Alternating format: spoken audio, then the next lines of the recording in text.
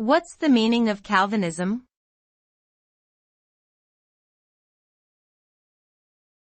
Calvinism.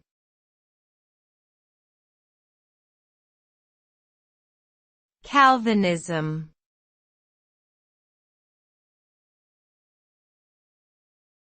Calvinism.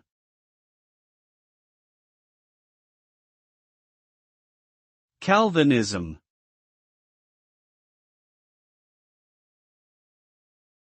Calvinism is a branch of Protestant Christianity that originated with the teachings of John Calvin in the 16th century. Its main features include the belief in predestination, the absolute sovereignty of God, and the authority of Scripture. Calvinists believe that God has predestined some people for salvation and others for damnation, and that salvation cannot be achieved through human effort alone but is a gift of God's grace.